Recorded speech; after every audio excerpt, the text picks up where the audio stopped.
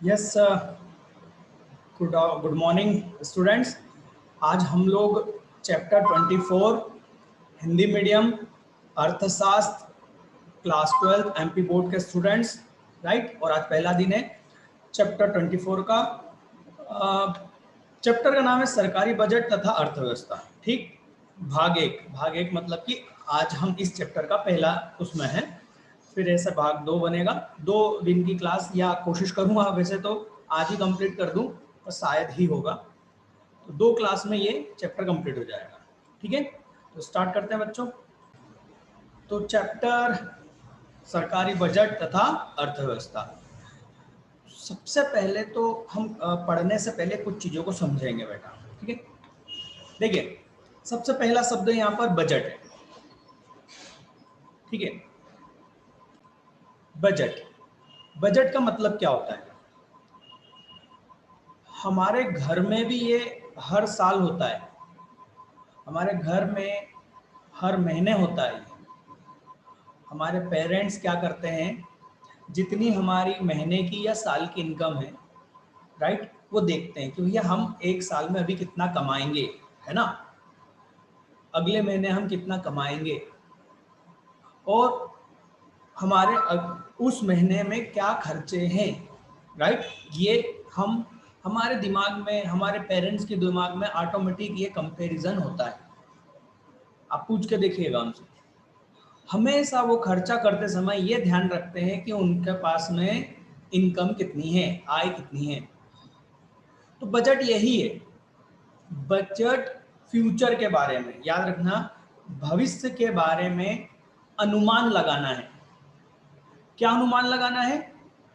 कि भविष्य में हमारे पास में कहाँ से और कितना पैसा आएगा, हमारी आय, और हम इसको किस रूप में खर्च करेंगे, कितना और कहाँ खर्च करना है, राइट।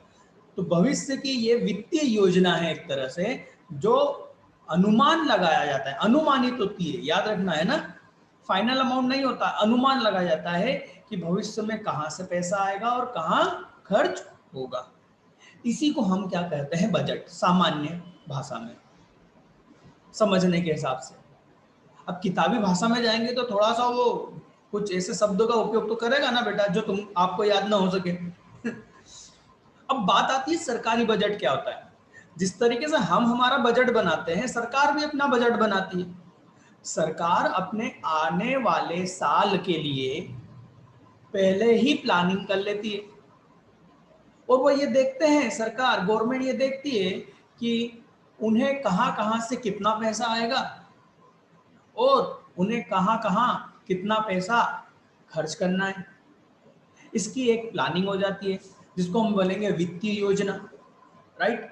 अच्छा, कितने साल के लिए ये प्लानिंग होती है? एक साल के लिए, आने वाले अगले साल के लिए ये प्लानिंग होती है, ठीक। कब होती है?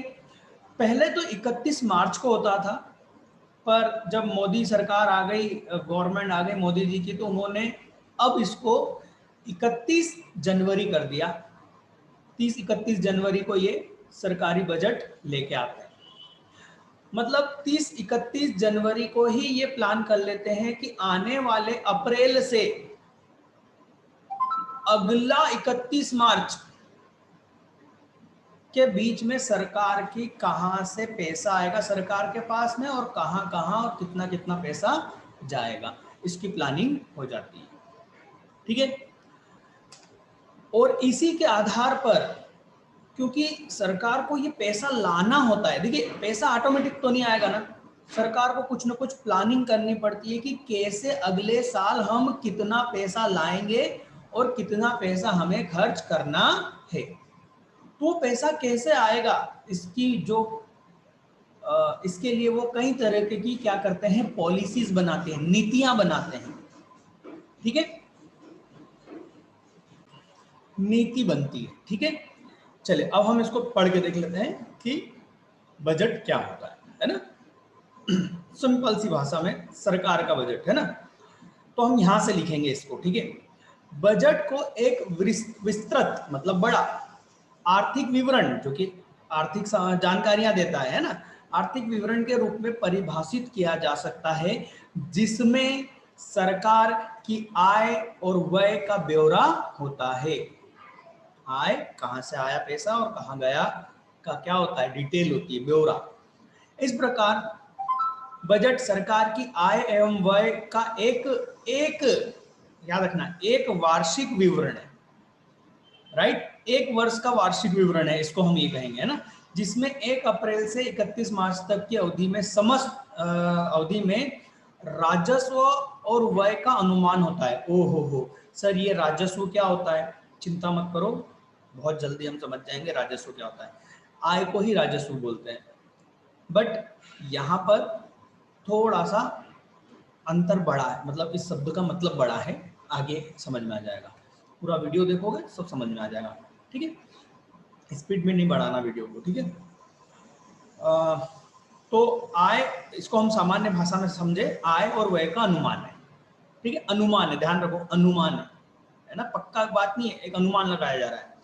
किसी भी देश की आर्थिक क्रियाएं, किसी भी देश में आर्थिक क्रियाएं आप जानते हो, है ना, क्या? उपभोग, है ना, उत्पादन, विनिमय, राइट, इन्हीं को आर्थिक क्रियाएं कहते हैं। आर्थिक क्रियाओं को निर्धारित करने में सरकार की बजट नीति का प्रमुख हाथ होता है। मतलब सरकार 31 जनवरी को इसीलिए बता देती है कि अगले साल हम आप पर किस प्रकार का टैक्स लगाएंगे, हम किस प्रकार से आपको ऋणों में छूट देंगे, ब्याज किस तरह का लगेगा, कितना % होगा, ये सारी बात सरकारी बजट में बता दी जाती है, जिससे कि उस अर्थव्यवस्था में, मतलब उस देश में जो आर्थिक क्रियाएं हैं वो निर्धारित हो जाती है कि अब उनमें क्या होगा।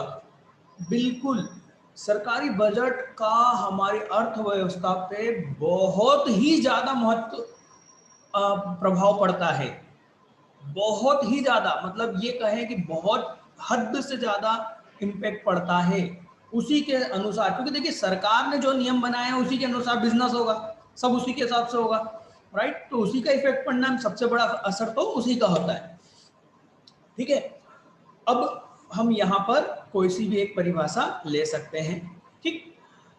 अब मैं आपको बजट के बारे में कुछ अलग चीजें बताने जा रहा हूँ, किताब में, आपकी किताब में नहीं है, ये हमारे इंग्लिश मीडियम के नोट्स, बेटा इस साल तो मैं नहीं दे पाया आप लोगों को हिंदी मीडियम के नोट्स, बट इंग्लिश मीडियम के हमारे नोट्स हैं, उसमें ये चीज ये हमने बनाया हुआ है थोड़ा सा समझाने के लिए, ठीक है।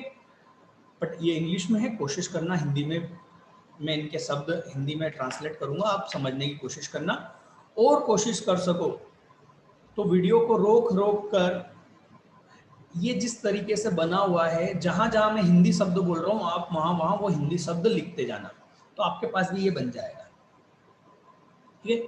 ये हो गया गवर्नमेंट बजट, मतलब सरकारी बजट।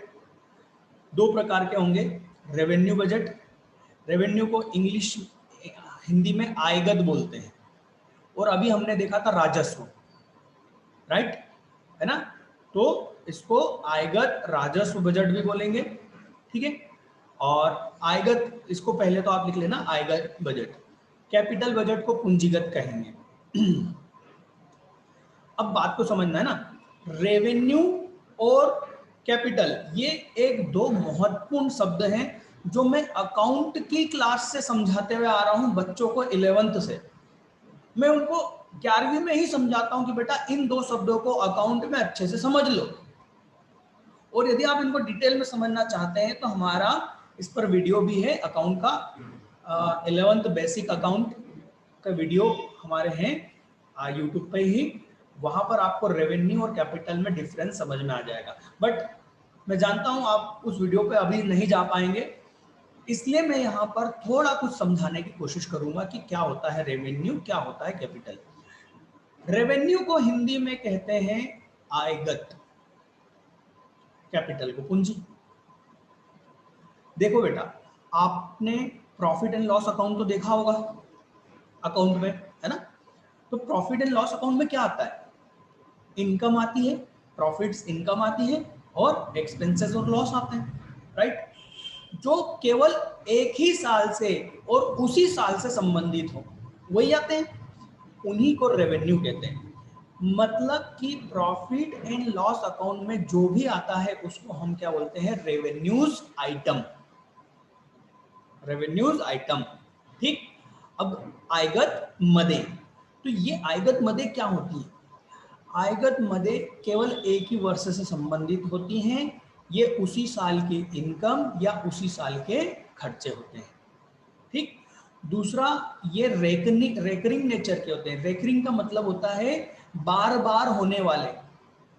देखिए एक बिजनेस में सेल कई बार होती है ना, परचेस कई बार होती है, एक एम्प्लॉय को सैलरी कई बार दिया जाता है, बैंक में चार्जेस कई बार लगते हैं, राइट। तो ये सब क्या है, रेवेन्यू है।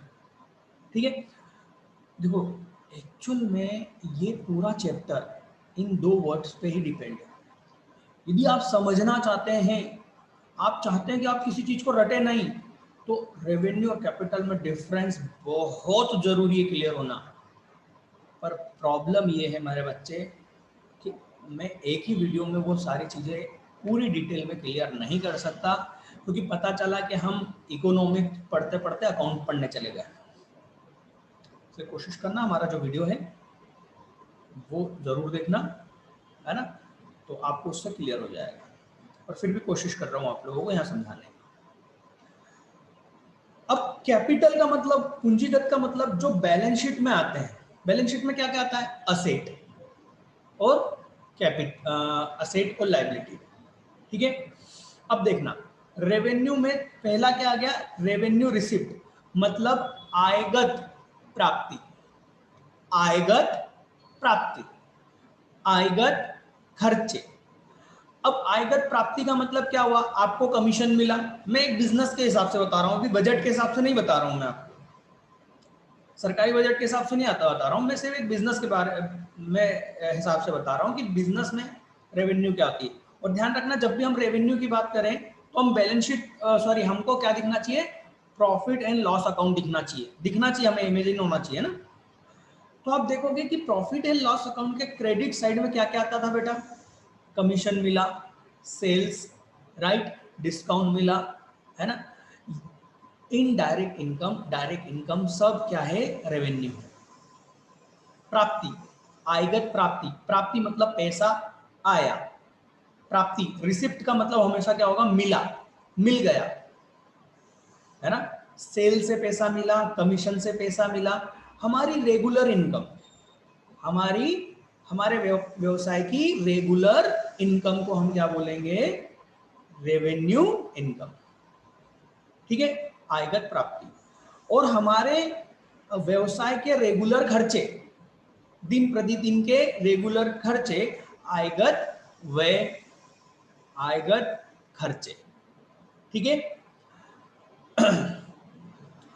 कैपिटल या पूंजीगत की बात करें तो पूंजीगत प्राप्ति, तो पूंजीगत प्राप्ति का मतलब होता है, पूंजीगत प्राप्ति का मतलब होता है यदि आप देखो, पूंजीगत प्राप्ति दो प्रकार से होती है, या तो आप बैलेंस शीट में जो आपकी असेट है उसको क्या करो, बेच दो।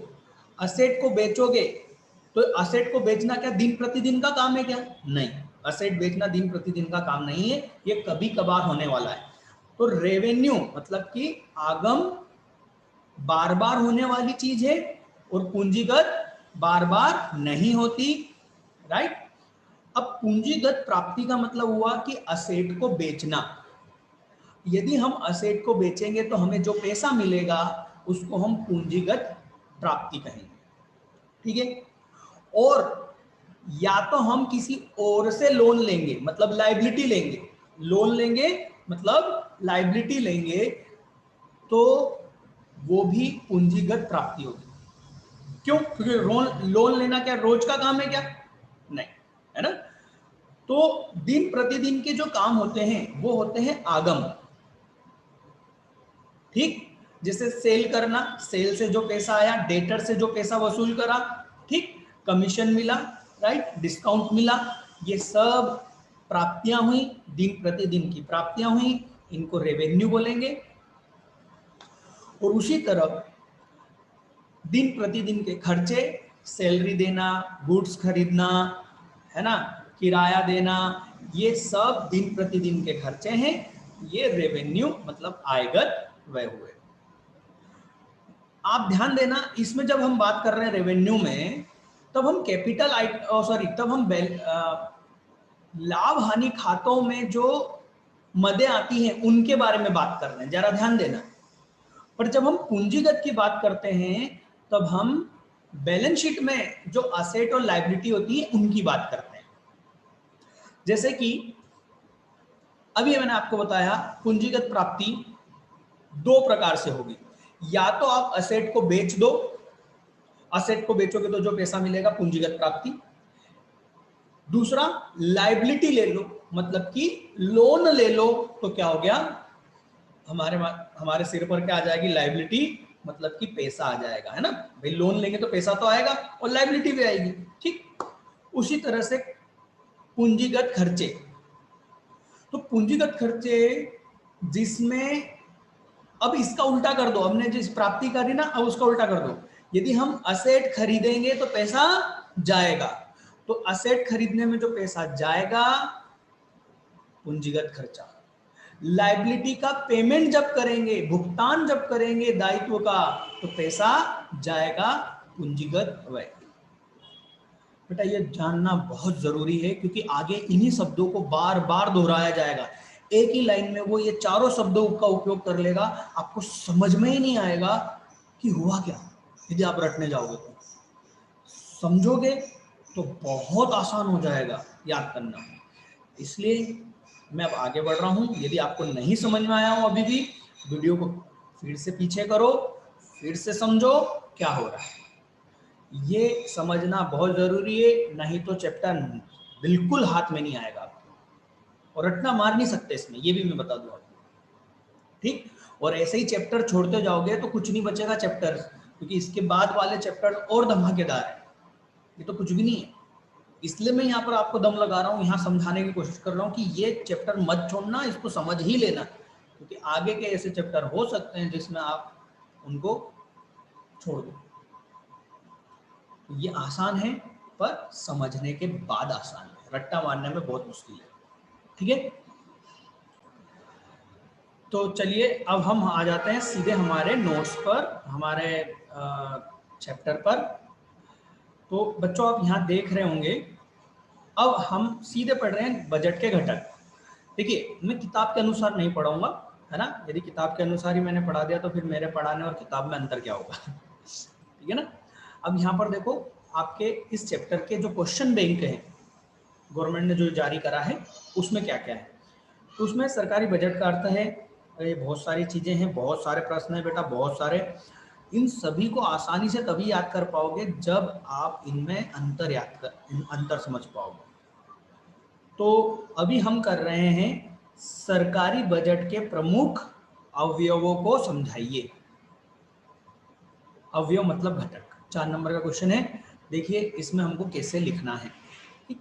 ये रहे घटक, अवयव, ठीक है। तो सरकारी बजट में दो चीजें होती हैं, प्राप्तियां और व्यय। हमने देखा अभी, ये देखो, ये सारी ये दो प्रकार की प्राप्तियां हो गई, रेवेन्यू और कैपिटल, आयगत प्राप्ति और पूंजीगत प्राप्ति, आयगत खर्चे और पूंजीगत खर्चे, ठीक। तो दो तरह की चीजें होती हैं, आयगत मतलब प्राप्तियां होती हैं और व्यय होते हैं, सॉरी, दो चीजें होती है, प्राप्तियां होती हैं और व्यय होते हैं। अब प्राप्तियां भी दो प्रकार की होती है, आयगत प्राप्तियां और पूंजीगत प्राप्ति। राजस्व जो हम यहाँ पर शब्द लगा रहे हैं वो आयगत ही है और रेवेन्यू ही है, ठीक है। यहाँ राजस्व इसलिए लगा रहे हैं क्योंकि ये सरकार की बात हो रही है, नहीं तो सामान्य हम हमारे व्यापार की भाषा में कहें तो ये आगमगत, आयगत, रेवेन्यू ही है, ठीक। इंग्लिश में तो उसको रेवेन्यू ही बोलेंगे, हिंदी में जब हम इसको बोलते हैं तो राजस्व बोलते हैं, क्लियर। तो बजट में दो चीजें होती है साहब, प्राप्तियां होती है, कितना पैसा आएगा और कितना पैसा खर्च होगा, बजट प्राप्ति, बजट व्यय।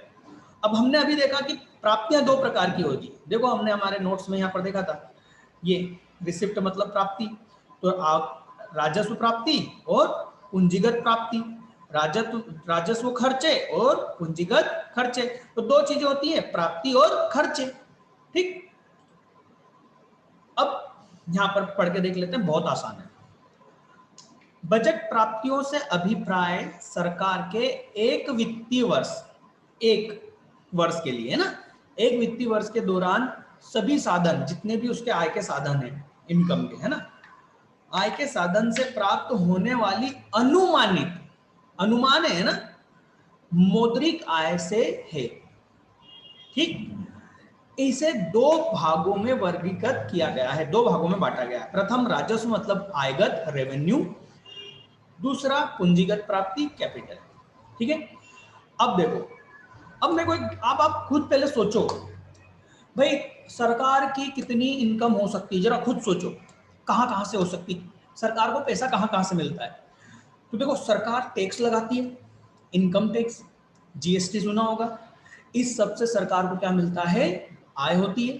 ठीक है, और क्या होता है, सरकार के कुछ सरकारी कंपनियां भी हैं, आपने सुना होगा सरकारी कंपनियां, राइट। तो सरकारी कंपनियों से जो कंपनी प्रॉफिट कमाती है वो भी सरकार की आय है।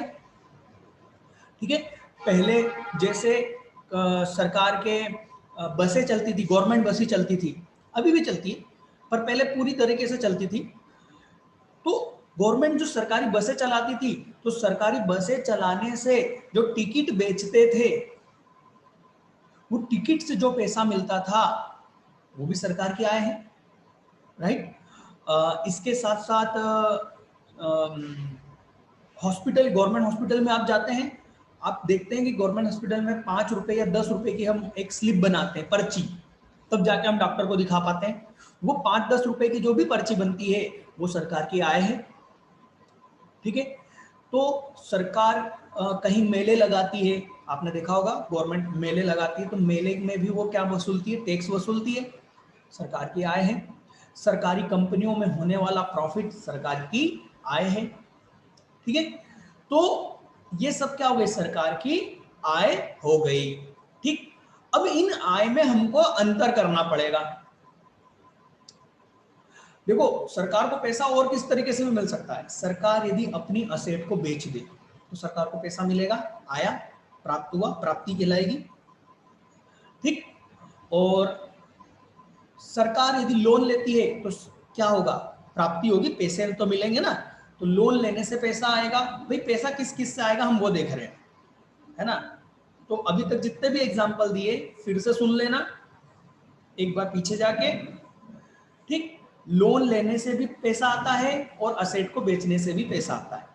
तो पैसा तो कई चीजों से आ रहा है। अब इनको ये क्या कर रहे हैं, दो भागों में बांट देते हैं प्राप्तियों को, ये देख जैसे लिखा हुआ है प्राप्तियां, तो प्राप्तियों को दो भागों में बांट दिया जाता है। ऐसी प्राप्ति जो सरकार की नियमित रूप से है, जिसको हम क्या बोलेंगे, आगम, जिसको हम क्या बोलेंगे, राजस्व। ऐसी प्राप्तियां जो सरकार की क्या है, बार बार होने वाली इनकमों में से, जैसे टैक्स लगाना, इनकम टैक्स लगाना, जीएसटी लगाना, सरकारी बसों का टिकट बेचना, सरकारी हॉस्पिटल में स्लिप बनाना, ये सरकार की आगम या राजस्व प्राप्तियां होंगी। इससे सरकार की कोई संपत्ति नहीं बिकेगी, ना ही सरकार के ऊपर कोई लायबिलिटी आएगी। ऐसे प्राप्तियों को हम राजस्व प्राप्ति कहते हैं। परंतु ऐसी प्राप्तियां जिससे सरकार की संपत्ति कम होती है, मतलब संपत्ति को बेच देना, या संपत्ति के या फिर सरकार के सिर पर क्या आ जाए, लायबिलिटी, दायित्व आ जाए, मतलब कि लोन लेना, गवर्नमेंट भी लोन लेती है, लोन लेना, राइट। तो ऐसी प्राप्तियां, ऐसा पैसे का आना, प्राप्ति मतलब पैसे का आना, जिससे सरकार की संपत्ति कम होती है और उसके दायित्व बढ़ जाते हैं, पूंजीगत प्राप्ति कहलाती है। मैंने जब ये नोट्स में आपको समझाया था तभी मैंने बताया था यहाँ पर, है ना, कि कैपिटल रिसीव कैसे होती है। ठीक है, पूंजीगत प्राप्ति। अब हमको सिर्फ इसको पढ़ के देखना है। ठीक है, राजस्व प्राप्तियां वे प्राप्तियां हैं जिनसे न तो पहले तो देखो, राजस्व को समझने के लिए आपको पहले पूंजीगत को समझना चाहिए, तो राजस्व आसान हो जाएगा। पहले इसको पढ़ते हैं। पूंजीगत प्राप्ति वे पूंजीगत प्राप्ति में उन मदों को सम्मिलित किया जाता है जिससे सरकारी देनदारी, मतलब सरकार की लायबिलिटी, सरकार की दायित्व में वृद्धि हो जाती है, अथवा सरकार की परिसंपत्ति में कमी आ जाती है, या फिर क्या हो जाएगा, उसकी संपत्ति कम हो जाएगी या दायित्व बढ़ जाएगा। ठीक है, ये कैसे कैसे होता है? तो या तो सरकार क्या करती है, ऋण लेती है, सार्वजनिक ऋण। सार्वजनिक ऋण का मतलब होता है, देखो अब इसको समझो, जो सरकार ऋण लेती है ना उसी को सार्वजनिक ऋण बोलते हैं, लोन जो लेती है। ठीक है, सार्वजनिक, अच्छा लोन लेने में क्या होगा, एक तो दायित्व बढ़ जाएगा और पैसे आएंगे, तो पैसे आने को ही प्राप्तियां कहा गया है ना। सार्वजनिक ऋण पूंजीगत प्राप्ति का प्रमुख स्रोत है। सार्वजनिक ऋण के फलस्वरूप सरकार की दायित्व में वृद्धि होती है, क्योंकि इसे वापस भी करना होता है। भाई लोन लिया है तो वापस तो देना पड़ेगा। ये प्राप्तियां सामान्य जनता, तो सामान्य जनता से कैसे लोन लेती है? यदि आपने अकाउंट का चैप्टर पढ़ा हो और उसमें आपने ऋण पत्र पढ़ा हो, डिबेंचर, तो मैंने उस समय बताया था कि कंपनी के साथ साथ सरकार भी अपने ऋण पत्र जारी करके आम जनता से लोन लेती है। ठीक, ये वही है।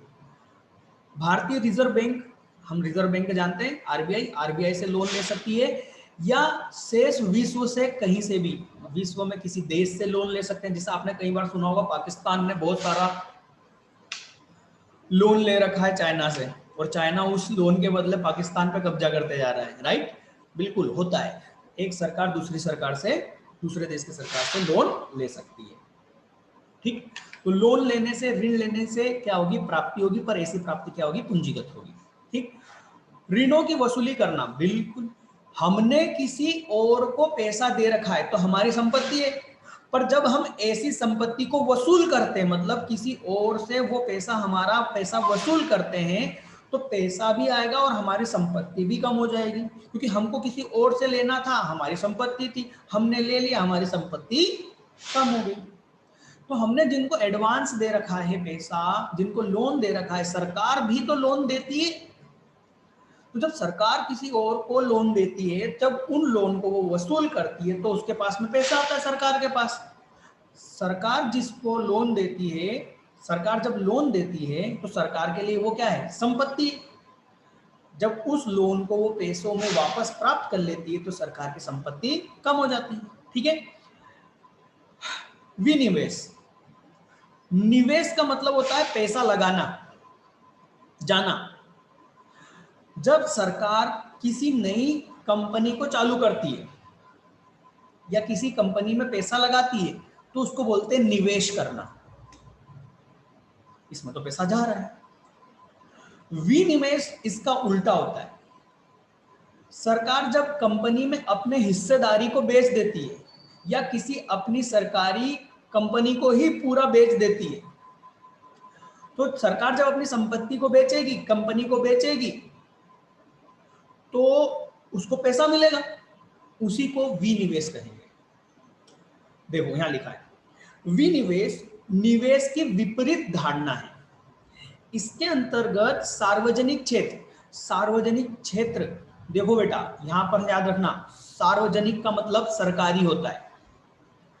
इस चैप्टर में जहां जहां सार्वजनिक आएगा, इसका मतलब सरकारी। तो सरकार के जो भी उपक्रम थे, है ना, उद्यम, जो भी उनके बिजनेस थे, उन बिजनेस में जो भी उनका अंश था, मतलब शेयर्स था, उसको वो क्या करते हैं, बेचते चले जाते हैं, और उससे उनको पैसा मिलता है। अभी आप न्यूज यदि ढंग से देखो बेटा, टिकटॉक तो बंद हो चुका है, पर फिर भी उसके अलावा बहुत सारी चीजें आ गई हैं वो टिकटॉक जैसी, है ना। उन बकवास चीजों को यदि छोड़कर दिन में एक बार 1 घंटे की न्यूज देख लो, जिसमें सारी खबर आती है ना, वो एक बात को 1 घंटे से घिसने वाली न्यूज नहीं देखना है अपने को, है ना, मुख्य मुख्य खबरें देखना है। तो आपको मालूम पड़ेगा कि सरकार अपने कई चीजों को बेच रही है। अब जानते हैं Maruti Suzuki, Maruti car company, Maruti company सरकारी कंपनी थी। जब ये चालू हुई थी तो इसमें सरकार की हिस्सेदारी काफी थी, 75% के शेयर्स अंश किसके पास थे? सरकार के थे। अब वो शायद 40 या 39% ही बचे। तो जब सरकार इस तरीके से जिन कंपनियों में उसकी जो अंश होते हैं उनको बेचते चली जाती है, उसको बोलते हैं विनिवेश करना। सरकार अपनी अंशों को बेचते चली जाती है, ठीक है। तो इसको बोलेंगे पूंजीगत प्राप्ति। अच्छा, अब राजस्व प्राप्ति क्या होगा? तो भाई राजस्व प्राप्ति वो होगा जो कि देखो, जिससे ना तो सरकार की देनदारी में कोई वृद्धि होगी, इसका उल्टा, पूंजीगत का उल्टा, और ना ही इससे सरकार की परिसंपत्ति में कोई कमी आएगी। क्यों? ना तो हम किसी से उधार ले रहे हैं, ना हम हमारी एसेट को बेच रहे हैं, ठीक। ये सरकार की सभी स्रोतों से चालू आय प्राप्ति होती है। मतलब हमारे चालू आय का मतलब वो जो दिन प्रतिदिन जो मैं बोल रहा था ना, वही चालू आय प्राप्ति होती है सभी स्रोत से। स्रोत मतलब जहां जहां से उसको पैसा मिलता है। इन प्राप्तियों को पुनः दो भागों में बांटा जाता है। अब इनको भी दो भागों में बांटा जाता है। पहला कर राजस्व, मतलब टैक्स के रूप में प्राप्त होना। दूसरा गैर कर राजस्व, मतलब टैक्स नहीं। अब देखो, इनकम टैक्स, जीएसटी, ये सब क्या हो गए? कर राजस्व, टैक्स रिसिप्ट, है ना। इसके अलावा जो मैंने बताया था, सरकारी बसों का टिकट, आपकी गवर्नमेंट हॉस्पिटल में जो पर्ची, राइट, है ना, ये जो हो गए गैर राजस्व हो गए। मतलब ये टैक्स के रूप में नहीं हो रहा है, गवर्नमेंट हमें सर्विस दे रही है। सरकारी हॉस्पिटल, सरकारी स्कूलों में भी तो आप फीस भरते हो ना, सरकारी स्कूलों में भी थोड़ी बहुत तो फीस भरनी पड़ती है। वो जो फीस होती है सरकार की, वो सब गैर कर मतलब कर नहीं राजस्व है, ठीक। कर राजस्व के अंतर्गत सरकार को करों तथा अन्य शुल्कों से प्राप्त आय को सम्मिलित किया जाता है। जबकि गैर कर राजस्व के अंतर्गत व्यापारिक राजस्व, जैसे कि सरकार द्वारा वस्तु एवं सेवा की बिक्री से प्राप्त आय। सरकार कोई अपनी वस्तु और सेवाएं दे रही है, तो जैसे सेवाएं दे रही, मैंने बताया था, सरकारी हॉस्पिटल, सरकारी स्कूल, है ना, सरकारी बस, इन सब में जो पैसा आता है वो सब क्या हो गया? सेवाओं से बिक्री, सेवाओं की बिक्री से प्राप्त आय। या सरकार ने किसी को लोन दे रखा है तो उस लोन पर जो ब्याज है, या सरकार का जिस कंपनी में अंश है, जैसे कि मैंने बताया था मारुति सुजुकी में कंपनी, मारुति सुजुकी कंपनी में सरकार के अंश हैं, शेयर हैं, तो उस शेयर पर जो लाभांश मिलेगा वो कौन सा होगा? गैर कर होगा, क्योंकि वो कर के रूप में नहीं आ रहा है, वो आय के रूप में आ रहा है। बात को समझो, ठीक। प्रशासनिक राजस्व, फीस, जुर्माना, दंड सम्मिलित किया गया है। मेरे ख्याल से बच्चों आपको ये बात समझ में आ गई होगी, ठीक है। तो यहाँ पर ये सब क्या हुआ? प्राप्ति के दो प्रकार हुए, राजस्व प्राप्ति, पूंजीगत। राजस्व को भी दो भागों में बांटा गया है, कर राजस्व और गैर कर राजस्व, ठीक है। पूंजीगत प्राप्तियां कैसे होती है ये हमने समझ लिया, ठीक है। अब हम आते हैं बजट व्यय, खर्चे कितने प्रकार के होते हैं, ठीक है। अब देखो, खर्चे भी दो प्रकार के होंगे, वही राजस्व व्यय और पूंजीगत व्यय। जैसे कि हमने यहाँ पर नोट्स में देखा था कि देखो, खर्चे भी आयगत खर्चे भी होंगे और पूंजीगत खर्चे, ठीक है। तो आयगत खर्चे मतलब देखो, जिस तरीके से राजस्व व्यय हो रहे हैं, उन राजस्व, ये देखो, ये राजस्व प्राप्तियों को प्राप्त करने के लिए जो खर्चे किए गए हैं उनको राजस्व व्यय कहेंगे। जैसे सरकार टैक्स वसूल करती है, तो टैक्स वसूल करने के लिए सरकार ने क्या कर रखे हैं? डिपार्टमेंट बना रखे हैं, इनकम टैक्स डिपार्टमेंट, जीएसटी वाला डिपार्टमेंट। तो इन डिपार्टमेंट में जो खर्चे हो रहे हैं वो राजस्व खर्चे कहलाएंगे, व्यय कहलाएंगे।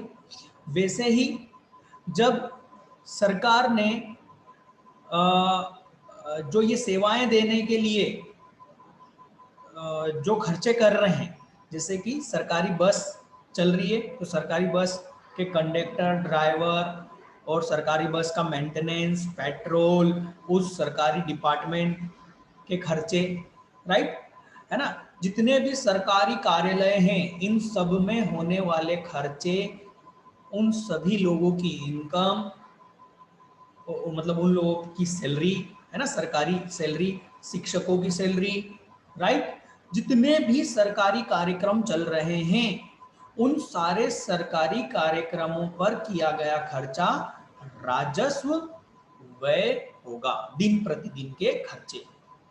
ठीक, यहां पर आके पढ़ लीजिए। राजस्व व्यय के अंतर्गत सरकारी प्रशासनिक विभाग, वही मैनेजमेंट करना, है ना, के संचालन तथा विभिन्न प्रकार की सेवाओं पर किए जाने वाला व्यय, सेवाएं जो दे रहे हैं हम, सरकार जो दे रही है उस पर किया जाने वाला खर्च। ठीक, ऐसे खर्चों का उद्देश्य सरकारी मशीनरी मतलब सरकारी तंत्र, है ना, को सुचारू रूप से संचालन करना होता है।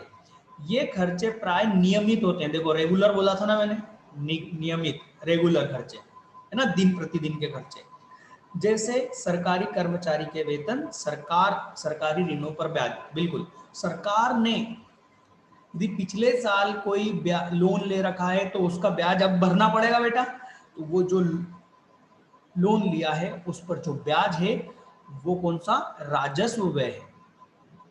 ध्यान से सुनना मैं जो बोलने जा रहा हूं। हमने लोन लिया, सरकार ने लोन लिया, उसको हम बोलेंगे पूंजीगत प्राप्ति, सार्वजनिक ऋण। पर उस लोन पर जब ब्याज भरा जाएगा, ब्याज दिया जाएगा तो क्या कहलाएगा, सरकारी राजस्व व्यय। ठीक है, अब आता है पूंजीगत व्यय। वे पूंजीगत व्यय कब होंगे, हमने अभी देखा था, ये इसमें नोट्स में समझा था। एक सेकेंड,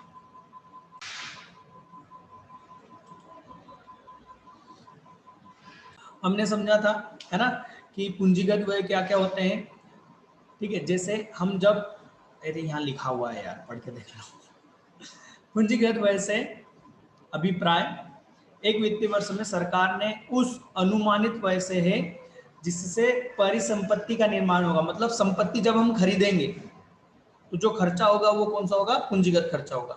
या फिर हम लोन का भुगतान करेंगे तो क्या होगा, पूंजीगत खर्चा होगा। ठीक, तो बेटे आप यहाँ पर एक बहुत ही, यदि आपको समझ में आया है तो, है ना, आपको समझ में आया या नहीं आया बेटा, प्लीज कमेंट करना। यदि नहीं समझ में आया है तो भी कमेंट करना, मैं और इसको बेहतर करूंगा आपको समझाने के लिए।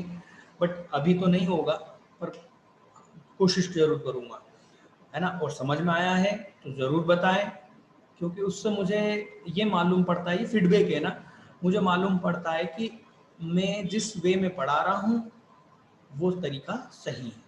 आप बोलोगे नहीं समझ में आया तो मुझे समझ में आ जाएगा कि मुझे अपना तरीका बदलना पड़ेगा। जो भी है आप जरूर कमेंट में दें, या मेरा व्हाट्सएप नंबर जो है उस पर भी आप बता सकते हैं। व्हाट्सएप नंबर है मेरा 9179021234। ठीक है, चलिए, तो यहाँ पर हमने एक बहुत ही इम्पोर्टेंट टॉपिक को समझा और क्वेश्चन भी है ना, सरकारी बजट के प्रमुख अवयव। ठीक, तो एक क्वेश्चन, दो क्वेश्चन हो गए। सरकारी बजट क्या का अर्थ क्या होता है, सबसे शुरू में हमने यही देखा था, और उसके बाद में इसके अवयव। ठीक है, अब हम क्या देखेंगे, चलो मैं बताता हूँ। अभी तो हम यही देखेंगे, ये सार्वजनिक व्यय। देखो मैंने क्या बोला था, सार्वजनिक का मतलब क्या होता है बेटा, सार्वजनिक का मतलब होता है सरकारी खर्चे।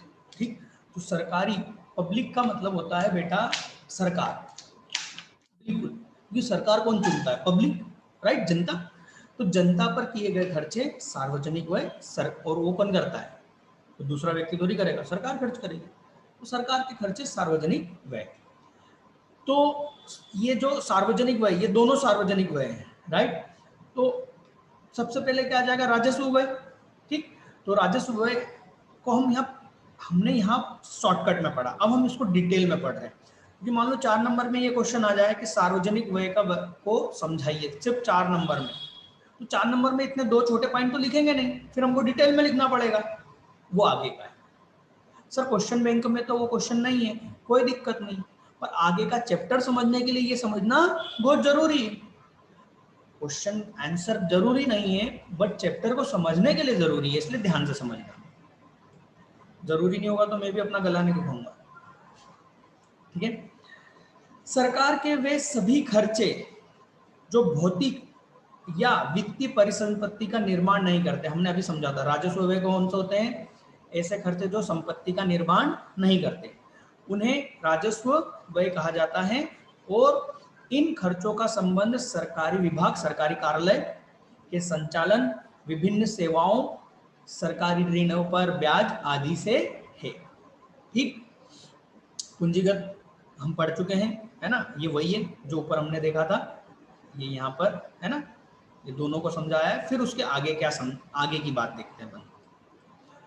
योजना व्यय, गैर योजना व्यय, मतलब पहले से जिनकी प्लानिंग कर ली गई है और जिनकी उस समय तक प्लानिंग नहीं की गई, समझना है इसको कैसे।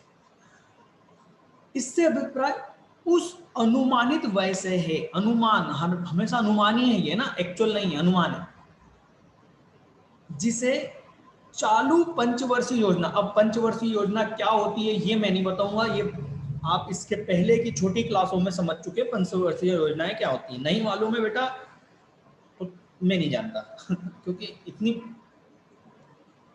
पीछे की क्लासों के बारे में हम नहीं बता सकते बार बार। पंचवर्षीय योजना में शामिल, इसकी खास बात क्या है, योजना व्यय का ये अंडरलाइन कर लेना। चालू पंचवर्षीय योजना में शामिल मतलब जो पंचवर्षीय योजना के अंतर्गत जो पहले से तय किए गए प्लान हैं, उन प्लानों पर किया गया खर्चा योजना व्यय कहलाएगा। बस इतना समझ लो, है ना। चालू कार्यक्रम में लागू करने पर खर्च करने वाला प्रावधान बजट में किया जाता है, मतलब उस पर कितना खर्चा किया जाएगा, उस पंचवर्षीय योजना के अंतर्गत जो चालू जो योजनाएं चल रही हैं उन पर जितना खर्चा किया जाएगा योजना व्यय कहलाता है। ठीक है, इसके बाद में आ जाओ गैर योजना, तो क्या हो जाएगा, पंचवर्षीय योजना को छोड़कर जो भी खर्चे किए जा रहे हैं, राइट, वो कैसे खर्चे होंगे, गैर योजनागत होंगे। ठीक है, तीसरा विकासात्मक व्यय और गैर विकास, मतलब ऐसे खर्चे जिससे क्या होगा, डेवलपमेंट होगा, विकास होगा, और ऐसे खर्चे जो कि गैर विकासमत, जिससे विकास नहीं होगा। तो आप इसको इस तरीके से समझ सकते हो, योजनागत व्यय में विकासात्मक व्यय हो सकते हैं और गैर विकासात्मक व्यय भी हो सकते हैं, मतलब योजना व्यय में ये दोनों भी हो सकते हैं, बात को समझना, और गैर योजना व्यय में भी ये दोनों व्यय हो सकते हैं, विकास वाले और गैर विकास वाले, ये अलग अलग नहीं हुए। योजना व्यय में कुछ होंगे विकासात्मक और योजना व्यय में कुछ होंगे गैर विकासात्मक, गैर योजना में कुछ होंगे विकासात्मक और कुछ होंगे गैर विकासात्मक। ठीक है, ऐसे खर्चे जिससे क्या होता है, डेवलपमेंट होता है। बेटा याद रखना, डेवलपमेंट का मतलब होगा भविष्य के इनकम के बारे में सोचना, मतलब आने वाले साल नहीं, आने वाले कई सालों में इनकम बढ़ना, उसको हम बोलते हैं डेवलपमेंट। और गैर विकासात्मक व्यय का मतलब होता है जिसमें हमारी आगे कोई इनकम नहीं होगी, वो खर्च होके खत्म हो जाएंगे।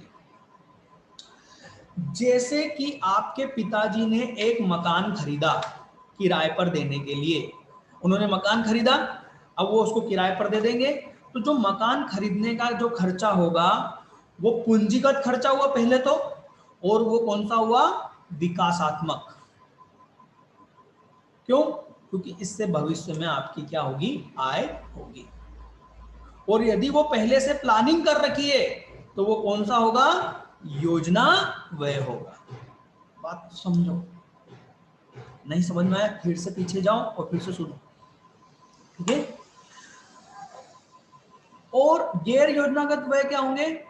जैसे कि मान लो आप अभी किराए के मकान में रहते हो, तो आपने जो किराया दिया वो गैर विकासात्मक खर्चा है, क्योंकि उससे आपकी आय नहीं होगी, बस आपके खर्चे निकल रहे हैं, तो हम उसको क्या बोलेंगे? गैर विकासात्मक। ठीक, फिर से समझना इसको। मान लो मैंने आपको 1 लाख रुपए दिए, आपने उसमें से 25,000 रुपए आपने अपने कपड़ों पर, भोजन पर खर्च कर दिए, और 75,000 आपने किसी और को ब्याज पर दे दिया। अब खुद सोचना, 75,000 जो आपने किसी और को ब्याज पर दे दिया, या आपने उससे क्या कर लिया, कोई ऑटो रिक्शा ले लिया ऑटो रिक्शा चलाने के लिए, है ना। अब मुझे बताओ 75,000 रुपए जो आपने खर्चे किए हैं वो विकासात्मक है या गैर विकासात्मक? सोचो। बिल्कुल, 75,000 रुपए जो आपने ऑटो पे खर्च करे या किसी को ब्याज पर दे दिया, ये विकासात्मक है।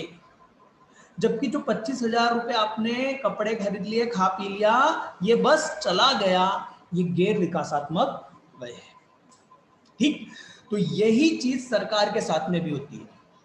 सरकार जब पुल बनाती है, सड़कें बनाती है, स्कूल कॉलेजेस बनाती है, हॉस्पिटल्स बनाती है, ये सब डेवलपमेंट विकासात्मक खर्चे हैं। इससे कहीं ना कहीं देश का विकास होगा, देश की आय बढ़ेगी। पर जब सरकार सरकारी कर्मचारियों को सैलरी देती है ना, सरकारी कार्यालय में जो बिजली यूज हो रही है उसका बिजली का बिल भरती है, ये सब गैर विकासात्मक खर्चे हैं। ऋण की माफी करना, ब्याज, जो लोन लिया गया है उस पर जो ब्याज का माफी करना होता है ना सरकारी। आजकल तो सरकार चुनाव जीतने के सबसे आसान तरीका है, आके डायलॉग बोल देते हैं हम लोन माफ कर देंगे। भाई बात को समझो, मैं लोन माफ करने के खिलाफ नहीं हूं, पर मैं जो बोलने जा रहा हूं, कम से कम आप अब पढ़े लिखे बच्चे होने वाले हो तो इस चीज को समझना, किसी भी सरकार को यह काम मत करने देना, लोन माफ करने वाला काम, ये आप पर ही डबल तरीके से भारी पड़ेगा। इसको समझो। क्यों? क्योंकि जब आप लोन माफ कर रहे हैं तो ये बिल्कुल वैसा ही है जैसे मैंने अभी कहा कि 25,000 रुपए आपने काय में खर्च कर दिए, खा पी के खत्म कर दिए, अब उससे आपकी अगली इनकम नहीं होगी, वो खर्च हो गए। ये बिल्कुल वैसा ही है सरकार के लिए, जब वो सरकार किसी का लोन माफ करती है या ब्याज को माफ करती है, ये सिर्फ आपकी संपत्तियों और इनकम पर, संपत्तियों को कम करेगा या फिर आपकी आय पर वजन है। और जब आय पर वजन बढ़ता है बेटा, तो गवर्नमेंट टैक्स बढ़ाकर उसको वसूल करने की कोशिश करती है। तो एक तरफ तो वो जब माफ करती है, तो देखो मेरे को बताओ, क्या कोई व्यक्ति नेता अपने जेब से ये लोन माफ करता है? नहीं, वो तो सरकारी खजाने से। अब सरकारी खजाना आता कहां से? सरकारी खजाना आता है भाई आपको टैक्स, आपके ऊपर टैक्स वसूल करके। अब कुछ किसान तो बोलते हैं हाँ हमें तो टैक्स लगता ही नहीं है। किसान लोग बोलते हैं अरे आपको लगता है, आपकी इनकम पे नहीं लगता है, पर आप जो दिन प्रतिदिन जो खाने की चीजें खरीद रहे हैं ये सब महंगी क्यों हो रही है? आप बोल रहे हो पेट्रोल महंगा क्यों हो रहा है? पेट्रोल इसीलिए महंगा हो रहा है क्योंकि कर्जा माफ हो रहा है। बात को समझो, यदि कर्जा माफ नहीं होता तो पेट्रोल डीजल महंगा नहीं होता, क्योंकि पैसा आएगा तभी तो खर्चा किया जाएगा। माफ करने का मतलब क्या होता है? क्या बैंकों को पैसा देना नहीं पड़ेगा? बैंक को पैसा देना पड़ेगा, गवर्नमेंट बैंकों को पैसा देगी, वो लोन वाला व्यक्ति नहीं देगा जिसने लोन ले रहा है, वो देगी गवर्नमेंट। गवर्नमेंट कहां से देगी? वो आप ही के ऊपर टैक्स लगाएगी और टैक्स लगा के आपसे लेके उधर देगी। तो ऐसा जो खर्चा होता है ये गैर विकासात्मक होता है, और ये सरकार को और देश को, सरकार तो क्या बदल जाती 5 साल में बेटा, 10 साल में बदल जाएगी, पर ये देश को नीचे की ओर लेके जाता है, ऐसा जाल बन जाता है, इसको ट्रैप बोलते हैं। ये सब है, इसमें पढ़ाया गया है। जाल बन जाता है और ये जाल ऐसा बनता है कि वो देश उस जाल में फंस जाता है। ऐसे कई देशों का उदाहरण है, गूगल पे सर्च करके देख लेना, है ना। इकोनॉमिक क्राइसिस इन कंट्रीज ऐसा डाल देना, आर्थिक संकट, किन देशों में आर्थिक संकट है और क्यों है, गूगल पे डालना, मिल जाएगा। और वो इसी वजह से कि सरकार ने ऐसे खर्चे करे जो गैर विकासात्मक है। लोन लिया और दूसरे का लोन माफ कर दिया, अब बताओ, वो व्यक्ति तो फंस ही जाएगा ना। तो ध्यान रखना, ऐसा मत होने दो। ऐसे व्यक्ति को तो कभी वोट मत दो जो आपको बोल रहा है कि मैं तुम्हारा लोन माफ कर दूंगा, मत दो, तुमको फंसा देगा। बाकी तुम्हारी मर्जी, ठीक है। मेरा ये मानना है, जिसको मेरी बात अच्छी ना लगे कोई दिक्कत नहीं, मत करना भाई, मत मान, राय है, लेना हो लो, मत लो, कोई ऑर्डर थोड़ी कर रहा हूं। सर आप भाग गए थे, नहीं मैं बेटा भागा नहीं था, मैंने सोचा कि क्यों ना बच्चों को डेवलप किया जाए। ये एजुकेशन डेवलप करने के लिए होता है, दिमाग विकसित करने के लिए। आज 4 बच्चे इससे यदि समझ लेंगे तो वो शायद 8 लोगों को बताएंगे कि नहीं यार ये हम पे ही भारी पड़ता है ना। चलिए, तो यहाँ देखते हैं, ये हो गया योजनागत। अच्छा, यहाँ पर आ गए, हाँ ये आप पढ़ के देखिएगा, अब आपको आसानी से समझ में आ जाएगा, ठीक है ना। हस्तांतरण व्यय और गैर हस्तांतरण व्यय, बिल्कुल ये तो बहुत ही काम की चीज है। हस्तांतरण व्यय को हस्तांतरण भुगतान भी कहते हैं ना, ट्रांसफर पेमेंट, इंग्लिश में इसको ट्रांसफर पेमेंट बोलते हैं, जिसके बदले सरकार को कोई वस्तु या सेवा प्राप्त नहीं होती, जैसे कि वृद्धावस्था पेंशन, राष्ट्रीय ऋणों पर ब्याज आदि। जब गवर्नमेंट ये गैर विकासात्मक से संबंधित है, लगभग समझना। जब गवर्नमेंट को कुछ मिलता ही नहीं है, जैसे कि आपके पिताजी आपको 100 का नोट दे देते हैं, अब आपने पिताजी को क्या दिया, कुछ नहीं, आपने बस इतना बोला, लाओ मेरे को पॉकेट मनी दो, मेरे को खर्चे के पैसे दो, मेला है, मेला लगा है, मैं मेला घूमने जा रहा हूँ, मेरे को 100 रुपए दो। आपके पिताजी ने आपको 100 रुपए दे दिए, तो क्या आपके पिताजी को 100 रुपए के बदले कुछ मिला? बस पैसा चला गया। इसी को बोलते हैं हस्तांतरण व्यय। और हस्तांतरण व्यय, जो लोन माफ करने का मैंने बोला, ये जो वृद्धावस्था में जो पेंशन है, ये सब वही है। ये तो बेटा ये जो अर्थव्यवस्था को क्या करता है,